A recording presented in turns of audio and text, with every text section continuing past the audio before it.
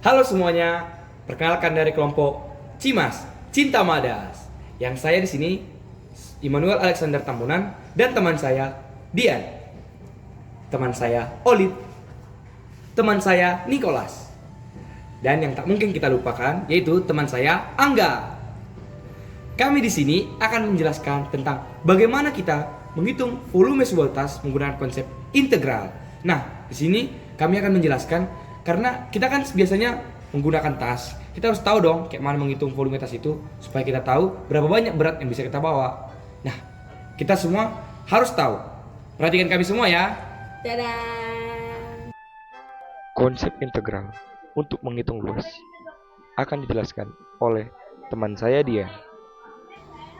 Konsep integral dalam menghitung luas adalah metode matematika untuk menentukan ukuran area di bawah sebuah kurva atau fungsi dalam sistem koordinat. Integral digunakan untuk menghitung luas secara lebih presisi ketika bentuknya tidak bisa dihitung dengan rumus geometri dasar seperti persegi, segitiga, atau lingkaran. Dalam hal ini, kita akan menggunakan integral untuk menentukan volume dari sebuah tas. Bayangkan kita ingin menghitung luas daerah di bawah suatu kurva Y sama dengan Fx dari X sama dengan A hingga X sama dengan B.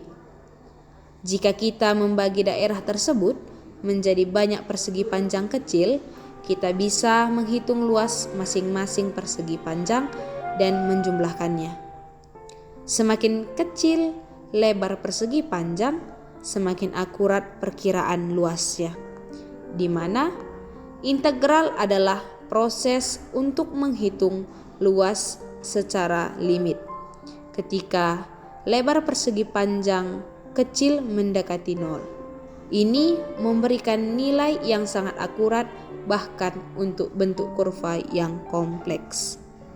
Nah, kita sudah tahu apa itu integral. Sekarang teman saya Angga dan Olip akan menjelaskan bagaimana kita menggunakan integral. Integral adalah alat matematis yang sangat bermanfaat untuk menghitung volume benda dengan bentuk yang kompleks atau melengkung seperti tas.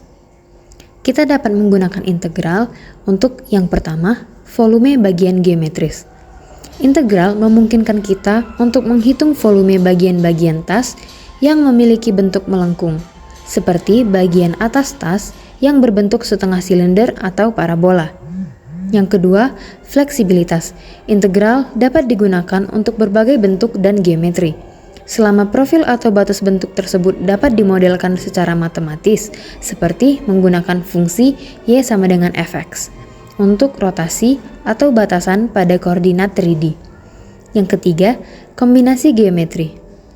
Dalam kasus tas, volume dapat dihitung dengan cara yang pertama, dengan menyederhanakan bagian geometris tas menjadi komponen dasar, yaitu balok, silinder, parabola, dan sebagainya. Yang kedua, dengan menggabungkan hasil integral dari bagian melengkung dengan volume bagian yang memiliki bentuk sederhana. Oke teman-teman, jadi kan kita tadi sudah belajar mengenai integral, bagaimana cara menghitung luas dan volume. Sekarang kita akan menghitung luas dan volume dari tas. Di sini ada tasnya. Jadi di sini kita akan menghitung luas dan volumenya. Nah, yang pertama kita lakukan itu seperti yang tadi, kita harus mengintegralkan luas alas dari tas ini. Nah, luas alas dari tas ini kita akan mengintegralkannya agar kita mengetahui berapa alas dari tas ini. Nah, selanjutnya ini kan adalah sebuah bangun ruang, yaitu bangun ruang kubus. Nah, seperti bangun ruang ini kita refleksikan kepada integral menghitung volume, di mana integral dari sebuah volume itu kita gunakan metode yang dijelaskan oleh teman kita tadi, teman kita Olip dan Dian, itu dengan integral dari batas tingginya itu dari A sampai dengan B sampai dengan Pi kali integral A sampai B Fx dx, di mana fungsi yang kita buat ini adalah fungsi yang dapat merefleksikan tas ini nanti. Nah, dari situ kita akan dapat menemukan berapa volume dari tas yang kita punya sekarang. Nah, begitu teman-teman. Jadi kita jangan langsung sepele bahwa integral hanya untuk diingat. Nah, itulah salah satu konsep integral yang perlu kita ketahui.